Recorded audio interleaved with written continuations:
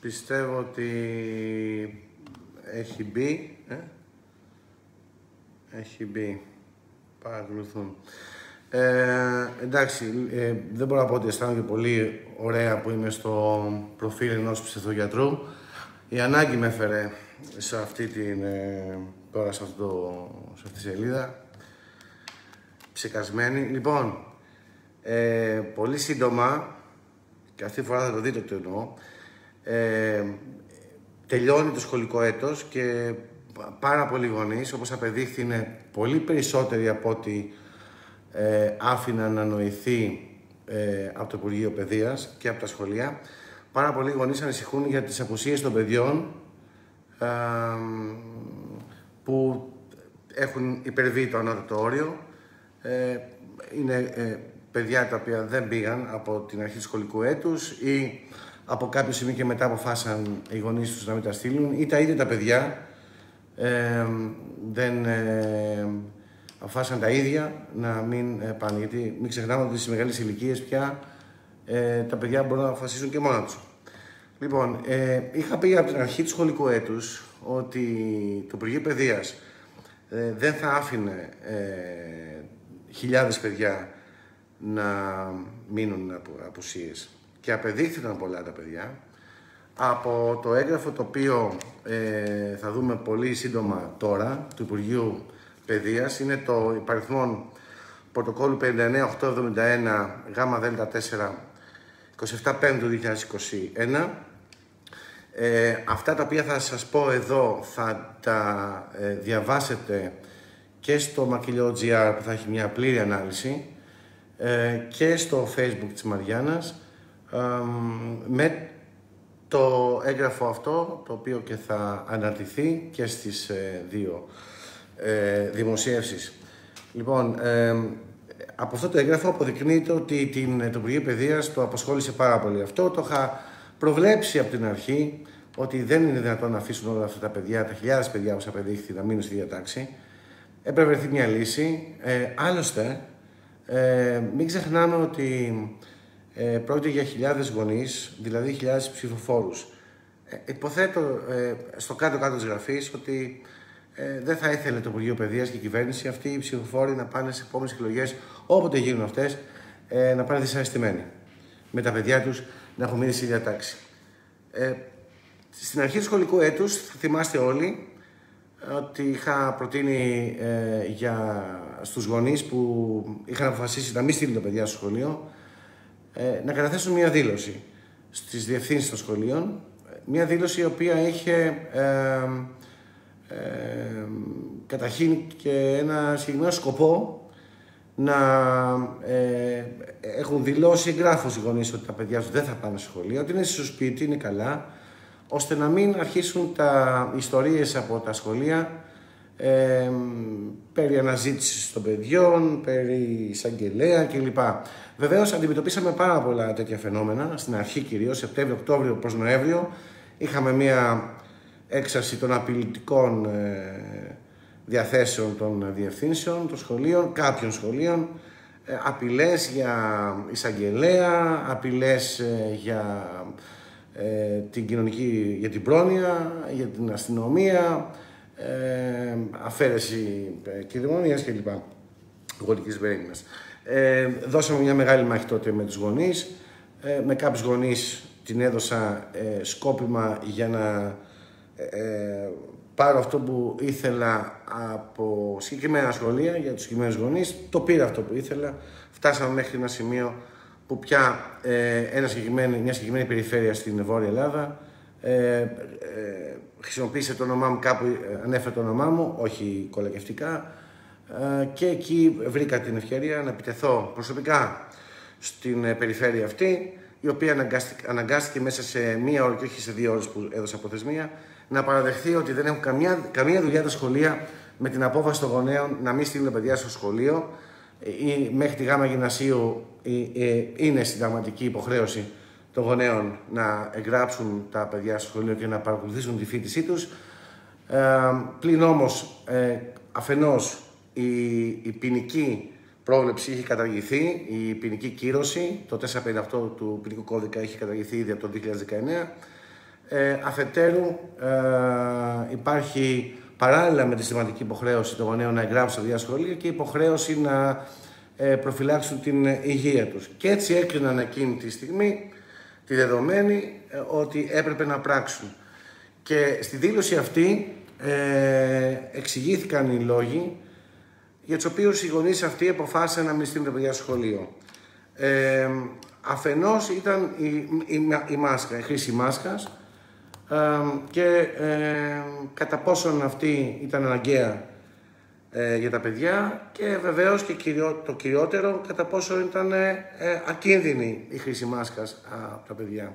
Σε αυτό λοιπόν εκεί το έγγραφο, στη δήλωση αυτή, εξηγούσαν στους αποδέκτες ότι υπάρχει ένα κλίμα αβεβαιότητας και ανησυχίας λόγω της αντιφατικής στάσης των ειδικών, αυτούς τους ακούμε, αυτούς τους έχουμε απέναντί μας και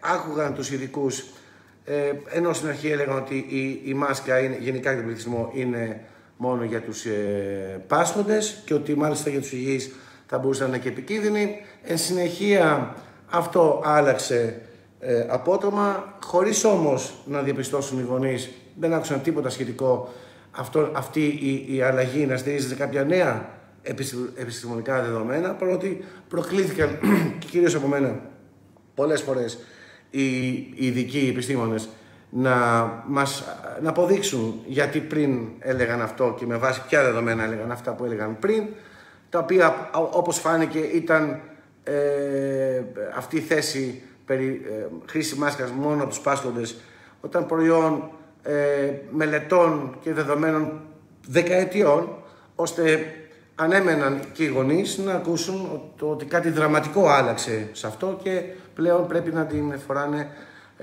και τα κουνούπια. Δεν το άκουσαν αυτό. Επιπλέον, τον Ιούλιο προς Αύγουστο του 2020 εμφανίστηκε και ο κύριος Αναστάσιος Χατζής, όπως θυμάστε, ο παιδίατρος, ο οποίος είναι και μέλος του Διοικητικού Συμβουλίου του Ιατρικού Συλλόγου Αθηνών, ο οποίος ενέτεινε την ανησυχία των γονέων, ειδικά για τα παιδιά επομένως, γιατί μίλησε ειδικά για τα παιδιά, γιατί έφτασε στο σημείο να μιλάει όχι απλά και όχι με απλό τρόπο, επιτέθηκε στους ειδικούς, είχε πει ότι με ξεπερνάει το ότι κάποιοι θέλουν να φορέσουν μάσκα στα παιδιά μας και έφτασε στο σημείο να μιλάει ακόμα και για ευνίδιο θάνατο. Εν συνεχεία βεβαίως, όπως έπραξαν και οι ειδικοί για τη μάσκα γενικά από τον πληθυσμό, έτσι και ο κ. Χατζής, σε ένα τραγικό βίντεο το οποίο όλη η Ελλάδα παρακολούθησε, επιχείρησε να ανασκευάσει αυτή την θέση με όχι ομολογουμένως επιτυχή τρόπο, ελάχιστος κατάφερε να πείσει, ώστε η ανησυχία, η αβεβαιότητα και η ανασφάλεια των γονέων παρέμειναν. Θυμίζω ότι όταν ξεκίνησε η εφαρμογή του μέτρου αυτού και άρχισε η λειτουργία των σχολείων, εγώ επί ένα μήνα, όπως κάνω και με τις νεκροψίες, πάντα χρειάζεται για τα αυτονόητα αγώνας. Για τις νεκροψίες θα μιλήσουμε στο επόμενο βίντεο, αν θα είναι 6,5, αν θα είναι 7 παρατέταρτο, δεν είμαι απόλυτα βέβαιος, θα δούμε πώς θα εξελιχθεί το ενδιάμεσο.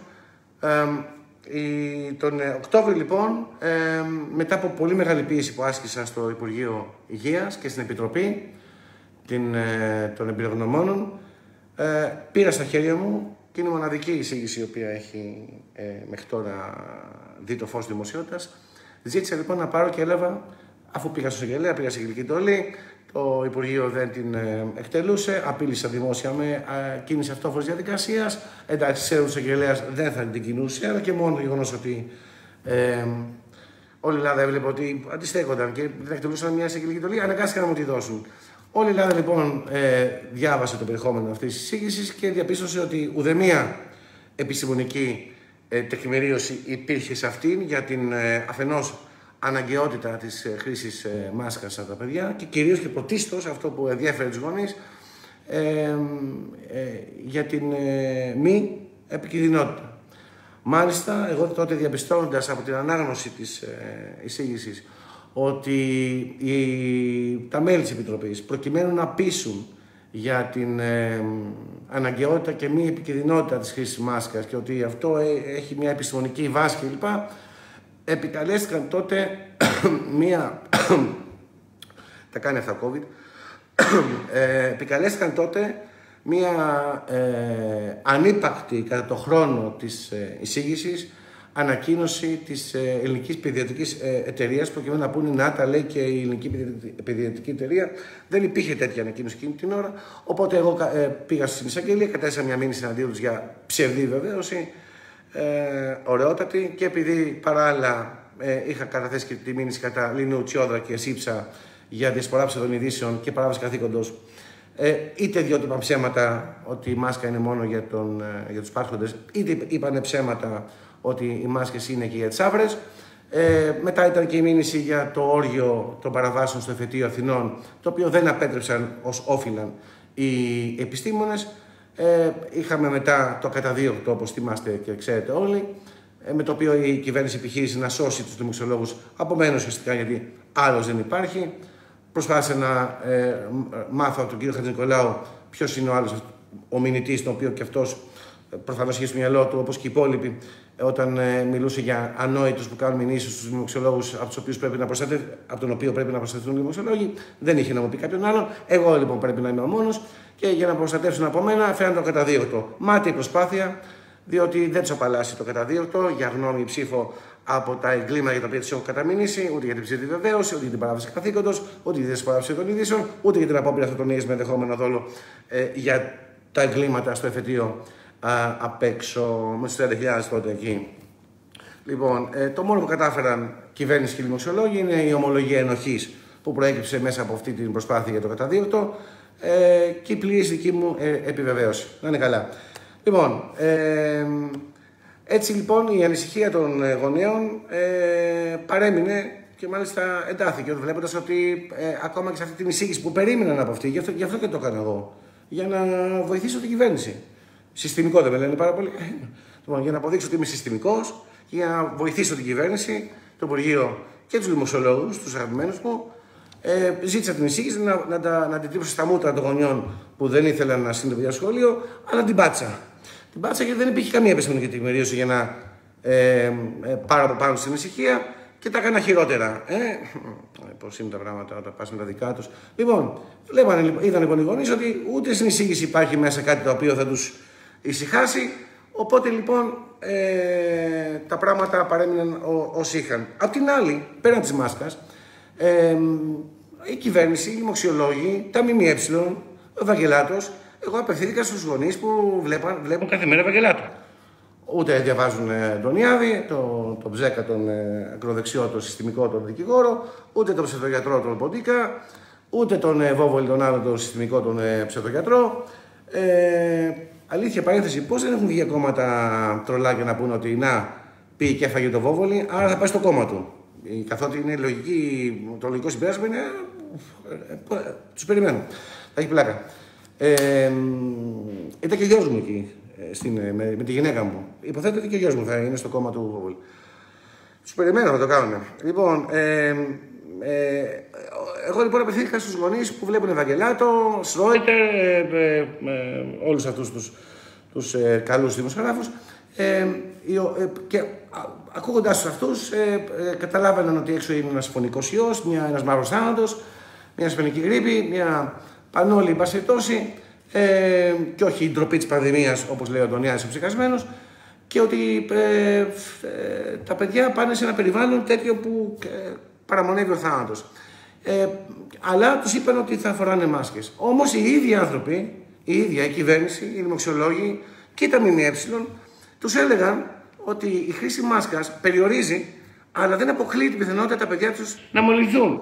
Ώστε οι γονείς, νομίζω ότι είναι πολύ εύλογο, αποφάσισαν ότι δεν θα παίξουν, δεν θα ρίξουν ζάρια, δεν είναι ρουλέτα η ζωή των παιδιών τους, δεν είναι ρουλέτα να παίξουν έτσι, ούτε μπαρμπουτάδικο, ώστε είπαν εγώ δεν θα ρισκάρω, δεν θα παίξω με τις πιθανότητες, γιατί εφόσον μου λένε ότι εδώ έχουμε ένα φωνικό ιό, ο οποίος είναι μολυσματικός, άκρως μεταδοτικός, θανατηφόρος, και η μάσκα, ο οποίος ιός έχει και μια έτσι φιλομάθεια, πηγαίνει στα σχολεία, στα σούπερ μάρκετ δεν πηγαίνει, δεν γουστάει σούπερ μάρκετ, οπότε εκεί μπορούσαμε να πηγαίνουμε ελεύθερα.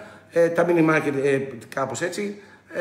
Ανάλογα. Το ρωτούσα κάθε φορά. Διαβάζει βιβλία, κάργα, κλειστά τα βιβλιοπωλεία. Παπούτσια παίρνει, αγοράζει, αρέσει τα παπούτσια. Ναι, αλλά μόνο τα μεγάλα καταστήματα, όχι τα μικρά. Οπότε, αναλόγως με τις διαθέσεις του κορονοϊού, ο Μητσοτάκης και η παρέα του της κλιματικής οργάνωσης αποφάσισαν τι θα κλείσουν και θα ανοίξουν. Λοιπόν, εδώ λοιπόν οι γονείς είπαν ότι εγώ δεν θα στείλω το παιδί μου στο σχολείο, να μου γυρίσει πίσω άρρωστο. Άλλωστε, θυμάστε ότι και τα παιδιά τι άκουγαν. Προσέξτε, μην αγκαλιάζετε τους παππούδες, μην αγκαλιάζετε τους γιαγιάδες, τους πεθάνετε, θα κολλήσουν λοιπά, είστε ανεύθυνα.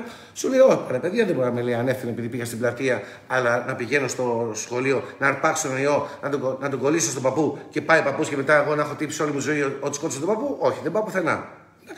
Λοιπόν, επίσης είναι κάποια παιδιά τα οποία πάνε τρίτη λυκείου και δίνουν πανελλαδικές. Σου λέει, πάω εκεί πέρα να κολλήσω, δεν θα πεθάνω. Εντάξει.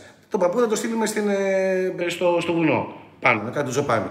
Δεν θα τον γλιτώσουμε. Εγώ όμως, άμα κολλήσω, αν αρρωστήσω, τι θα γίνει με τις πανελλαδικές. Οπότε λοιπόν, όλο αυτό το σκηνικό, στο οποίο ήρθε καπάκι πάνω και κούμποσε, τα self-test. Ξαφνικά λοιπόν μετά τις γιορτές, μαθαίνουν οι γονείς και τα παιδιά ότι θα πάτε στο σχολείο, αλλά θα κάνετε υποχρεωτικά self-test πριν. Διότι είναι αναγκαίο για να είναι ασφαλή τα σχολεία και να είστε όλοι ασφαλείς και να μην κολλήσετε. Αρχικά βέβαια σκέφτηκαν τα παιδιά, γιατί ηλίθια δεν είναι και οι γονείς δεν είναι όλοι λογοτομημένοι. Σου λέει αυτό τώρα τι άλλαξε και προβλέφθηκε, γιατί μέχρι τώρα, από το Σεπτέμβριο, όταν δεν είχαμε διαδικτυακή εκπαίδευση και είχαμε φυσική παρουσία, φυσική εκπαίδευση, δεν κάναμε self-test. Τα οποία rapid test υπήρχαν. Τώρα, βέβαια, κάποιοι ψεκασμένοι και συνωμοσιολόγοι και κακεντραχείς είπαν ότι το κάναν αυτό για μίζες, επειδή τώρα βγήκαν τα self-test από τις Siemens και τις υπόλοιπες καλές εταιρείες. Αλλά τώρα, εντάξει, αυτά τώρα είναι, είναι πολιτικά δικά πράγματα, εγώ δεν τα υιοθετώ αυτά. Το κατάλαβαν. Εντάξει, ξέρω ότι πάρα πολλοί ρωτούσαν τι άλλαξε, παιδιά, γιατί τότε πηγαίναμε χωρίς self-test και τώρα είναι αναγκαίο και άμα τα κάνουμε θα πεθάνει ο κόσμος. Δεν δόθηκε καμία εξήγηση. Απ' την άλλη όμως, το δέχονται οι γονείς. Είπαμε, εμείς ακούμε Ευαγγελάτα. Απευθύνουμε μάλλον σε γονείς που ακούνε Ευαγγελάτα. Και επομένως σου λέει να το κάνουμε το self-test κανονικά, εντάξει, με δήλωση δηλαδή ότι το κάναμε και πάμε. Γιατί έτσι είναι οι πανδημίες, αυτό καταλαβαίνουν και οι γονείς, λογοτομημένοι θεωρούν όλοι οι συγκυβέρνηση ότι είναι, οπότε σου λέει ότι είναι ασφαλές το σχολείο, το σχολικό περιβάλλον. Όταν στην πόρτα πριν μπει ο μαθητής, το ρωτάει ο καθηγητής: είσαι λεπρός, έχεις μαύρο θάνατο? Όχι, παίρνω. Έτσι είναι ο έλεγχος πανδημίας, έτσι, με καταδήλωση. Ναι, έτσι, σωστό, λογικά είναι, όλα λογικά είναι. Οπότε λοιπόν, σου λέει όμως ότι τα αρνητικά αποτελέσματα των τεστ, ώστε να ξέρουν ότι ο άλλος είναι υγιής και δεν είναι λεπρός, δεν έχει το μαύρο θάνατο, να αρχίσει σιγά σιγά να βγάζει πίον αίμα κλπ. Δεν είναι απολύτως αξιόπιστα. Τώρα, ο βαθμός αξιοπιστίας ή, αν θέλετε ανάποδα, αναξιοπιστίας έπαιζε ανάλογα με τον ψεκασμένο. Πόσο ψεκασμένος, όμως και ο αψέκαστος έλεγε ότι έχει ένα ποσοστό. Άρα πάλι παίζουμε πιθανότητες, σου λένε οι γονείς. Κοίτα, παιδιά. Πάλι δηλαδή είχαμε τη μάσκα με πιθανότητες. Μπορούμε να κολλήσουμε τον ιό. Τώρα κάνουμε το τεστ, το οποίο πάλι με πιθανότητες. Εντάξει, παιδιά, τότε αντί να πηγαίνουμε στα σχολεία, ας πάμε σε πρατόριο ΠΑΠ, σου λέει. Εντάξει. Αμένα πάμε να παίξουμε τζόκερ. Οπότε σου λέει δεν πάω. Λοιπόν, οπότε μετά από όλο αυτό το σκηνικό, πάρα πολλά παιδιά συμπλήρωσαν το ανώτατο όριο. Και επειδή βεβαίως σκέφτηκε το Υπουργείο Παιδείας να το κάνουμε, υποθέτω δηλαδή ότι κάναμε μια σύσκεψη και είπε και Ραμαίος, μην τα ξέρει αυτά με το Κολέγιο Αθηνών, να κάνουμε ό,τι κάναμε με το Κολέγιο. Πούμε στα σχολεία να χαθούν τα ποσιολόγια. Όχι, η Νίκη, της είπε ο άλλος και πέρα ο Κυριάκος, too much τώρα, εντάξει. Σε όλα τα σχολεία χάθηκαν, τι έγινε. Τι είναι τα κινητά στα νοσοκομεία που τα κλέβουν τους ασθενείς για να μην επικοινωνούν με τους συγγενείς. Θα φανεί πολύ αυτό. Άρα δεν παίζει αυτό. Εντάξει, δεν είναι κολέγια αυτά να χαθούν τα ποσιολόγια και οι μαθητές να μην έχουν πατήσει σχολείο και να προβιβαστούν κανονικά ή να αποφοιτήσουν όπως έγινε στο κολέγιο. Οπότε σου λέει πρέπει να βρούμε κάποια άλλη λύση. Λοιπόν, παιδιά, οπότε σε αυτήν την περίπτωση ήρθε ένα έγγραφο, για να μιλήσουμε σοβαρά τώρα, παρότι εν τέλει βασικά με ηρωνία τους αντιμετωπίζεις. Πάμε όμως στο σοβαρό. Το έγγραφο αυτό λοιπόν, το 59-871 κάτω γάμα δέλτα 4 της 27ης Μαΐου 2021, πιστεύω ότι με αυτό το έγγραφο προσπαθεί η κυρία Κεραμέως και ορθά πράττει, για να μιλήσουμε σοβαρά, ορθά πράττει, το είχα προβλέψει ότι δεν μπορούν να αφήσουν τόσα παιδιά με απουσίες. Ορθά πράττει λοιπόν και τι λέει. Λέει ότι δεν θα καταχωριστούν απουσίες όταν δεν υπάρχει πετιότητα των μαθητριών και των μαθητών, αλλά οι απουσίες αυτές οφείλονται σε αντικειμενικούς λόγους ανωτέρας βίας. Πρώτη φορά, ας με διορθώσει κάποιος, νομίζω ότι πρώτη φορά υπάρχει τέτοιο έγγραφο. Εδώ καρκίνο έπαθε ένα παιδί, δεν πήγαινε στο σχολείο, γλίτωνε για να πάμε στη χειρότερη αυτή. Αλλά έμενε. Λοιπόν, τώρα εδώ πέρα έχουμε κάτι διαφορετικό. Λοιπόν, και πάμε τώρα να δούμε τώρα εδώ το λύνει το θέμα. Ναι, το λύνει το θέμα. Το λύνει το θέμα. Καλό είναι να κάνει και μια διευκρίνηση η κυρία Κεραμέως, αλλά προσπαθώ να την προλάβω με αυτό το live και με το δημοσίευμα στο Μακελιό.gr και στη Σιμαγιάννα στο Facebook, εντάξει,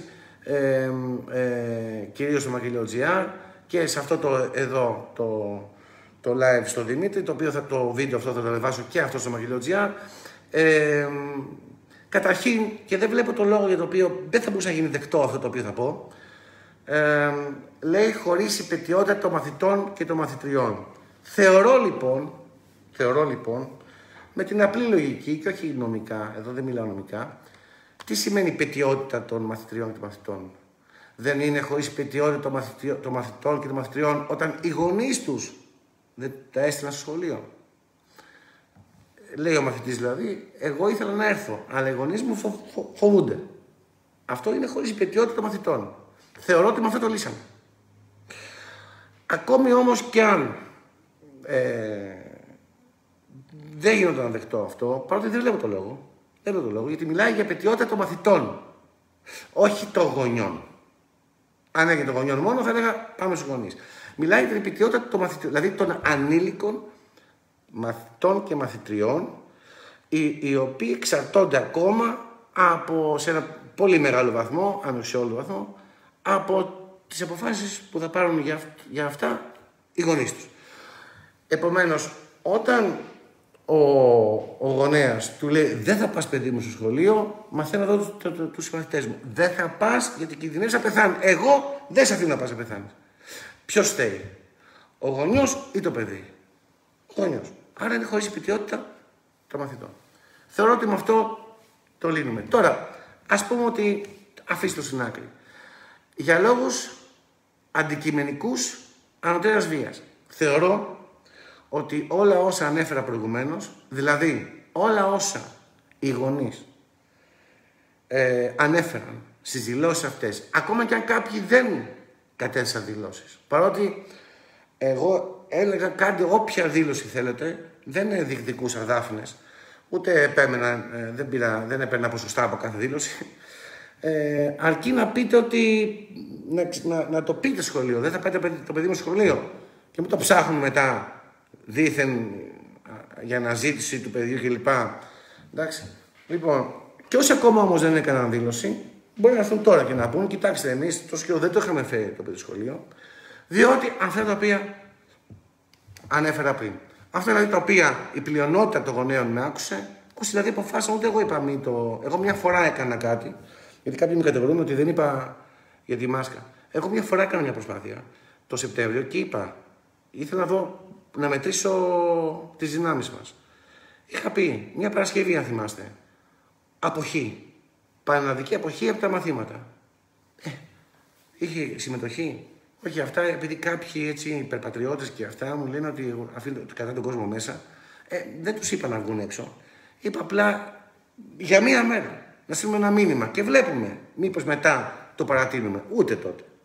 Δεν είχε μεγάλη. Όμως αυτοί οι οποίοι δεν τα έστειλαν, επέμειναν μέχρι το τέλος. Κάποιοι βεβαίως υπολόγιζε η κυβέρνηση αυτό, υποχώρησαν γιατί φοβόντουσαν με τις απουσίες και δικαιολογημένα. Επίσης η κυβέρνηση υπολόγιζε ότι πάρα πολλοί γονείς μικρότερων παιδιών δεν είχαν πού να τα αφήσουν τα παιδιά στο σπίτι, γιατί έπρεπε να εργαστούν Και ναι, πρέπει να προφυλάξουν υγεία τους, όπως λέμε, αλλά έπρεπε να δουλέψουν και να βγάλουν και κανένα ευρώ για να τα ταΐσουν.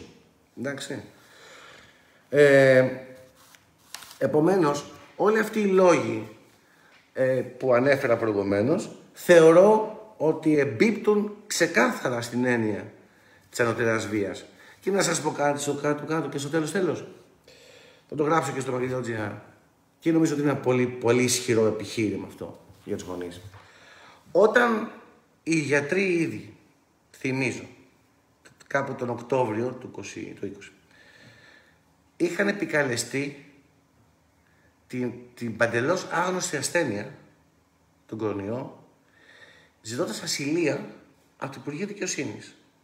Βέβαια, αυτοί έβλεπαν ότι ξετυλίγει το κουβάρι του πρωτοκόλλου θανάτου και σου λέει αυτός θα φτάσει παντού και στην αφυδάτωση και στη διακοπή των αγωγών στους ασθενείς με τα πραγματικά νοσήματα, θα ξετινάξει το πρωτόκολλο, θα αποδείξει ότι εφαρμόζουμε στοχευμένα πρωτόκολλο θανάτου για να σκοτώνουμε κόσμο, οπότε ασυλία.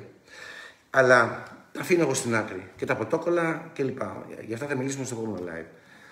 Τα αφήνω στην άκρη. Αυτό όμως που έχει σημασία είναι ότι οι γιατροί επικαλέστηκαν για τους θανάτους στα νοσοκομεία την παντελώς άγνωστη ασθένεια ζητώντας ασυλία. Και ρωτώ, όταν οι γιατροί ζητάνε ασυλία, επικαλούμε την άγνωστη ασθένεια για θανάτους, δεν μπορούν οι γονείς να επικαλεστούν το ίδιο πράγμα για μερικές απουσίες? Κυρία Κεραμέως, κύριε Μητσοτάκη, νομίζω ότι εδώ αφήνουμε τις διαφορές μας έξω. Δεν φταίνε σε τίποτα, παιδιά. Εντάξει. Να πληρώσουν και αυτό. Γιατί ήδη έχετε φτάσει στο άλλο κομμάτι, έχετε φτάσει στις εγγύους, έχετε φτάσει στα νεογνά, το έχετε ξεφτυλίσει. Εντάξει, προκειμένου να εμβολιάσετε και τα μυρμήγκια. Αλλά εδώ νομίζω ότι η κίνηση αυτή με το έγγραφο του Υπουργείου Παιδείας το λύνει το θέμα. Δεν μπορεί να κάνετε τώρα πίσω. Τι θα πει τώρα, βία είναι τι άλλο. Λοιπόν. Και παραλαμβάνω, όταν οι γιατροί ήδη ζητάνε ασυλία για την παντελώς άγνωστη ασθένεια, λόγω της παντελώς άγνωσης ασθένειας, νομίζω ότι και οι γονείς δικαιούνται να επικαλεστούν ασυλία από τις απουσίες για τα παιδιά τους, επικαλούμενοι και αυτοί την παντελώς άγνωστη ασθένεια και το κλίμα σύγχυσης και αβεβαιότητας, το οποίο προκλήθηκε από τους ίδιους, τους ανθρώπους αυτούς, όχι από τους εκασμένους, ούτε από μένα, ούτε από τον Ποντίκα, ούτε από τον Βόβολη, ούτε από κανέναν. Από τους ίδιους, από τις παραδοχές των ιδίων. Τις έβαλαν κάτω και είδαν ότι δεν βγαίνει. Δηλαδή δεν βγαίνει η σιγουριά. Δεν μπορώ να ρισκάρω. Νομίζω λοιπόν ότι η απόφαση αυτή, ακόμα και αν θεωρηθεί ότι είναι σφαλμένη, δεν το βλέπω, αλλά με τα δικά σας. Εσείς οι ίδιοι να κρίνετε ότι όχι, κακώς αποφάσεις. Ναι, αλλά γονιός είμαι, θα σου πει ο άλλος, όταν μου λες ότι έξω παραμονεύει ο θάνατος και στο σχολείο, το σχολείο δεν εξαιρείται από το θάνατο και μου λες ότι η μάσκα που θα βάλει το παιδί μου, ας είναι ακίνδυνη μαζί σου, περιορίζει τις πιθανότητες να πεθάνει, να κολλήσει, να μεταδώσει μετά στο σπίτι ευπαθείς ομάδες. Πόσα παιδιά έχουν στο σπίτι ευπαθείς ομάδες, ανθρώπους που ανήκουν σε ευπαθείς ομάδες. Λοιπόν, όταν λοιπόν το περιορίζει αυτό, αλλά δεν το αποκλείει, δεν μπορείς να ζητήσει από μένα να παίξω ζάρια με την υγεία του παιδιού μου και της οικογένειάς μου. Γιατί το παιδί μου μπορεί να το πάρει τον ιό, αλλά να μην ασθενήσει το ίδιο, αλλά να κολλήσει παππούς, γιαγιάς και να ξεκλειδίσει όλη η οικογένεια. Αυτά, παραλαμβάνω, θα το ανεβάσω στο Μακελιό.gr με το έγγραφο το ίδιο και στο Facebook της Μαριάννας. Κλείνω και σε λίγη ώρα θα κάνω ένα live με το οποίο θα απευθυνθώ, όπως έχω κάνει κι άλλα Σαββατοκύριακα. Είναι τα Σαββατοκύριακα αφιερωμένα προφανώς στις αγγελίες. Θα σας πω. Μια φορά είχα κάνει ένα live απευθυνόμενο στην αγγελία Θεσσαλονίκης. Τώρα θα απευθυνθώ ξανά στη εισαγγελία Αθηνών, η οποία παραπέει. Εκτίθεται, παραπέει και πρέπει να πούμε 5 πράγματα, γιατί θα αρχίσω να γίνομαι πολύ σκληρότερος όσο πλησιάζομαι στη μήνυση. Το κανάλι αυτό Σαββατοκύριακο στείνεται. Πιστεύω ότι την Τρίτη το αργότερο θα είναι έτοιμη η πλατφόρμα του καναλιού για τις συνδρομές με την πρώτη μετάδοση να γίνεται την Τετάρτη. Σας αφήνω και ανανεώνουμε το ραντεβού μας μετά από λίγη ώρα. Ευχαριστώ.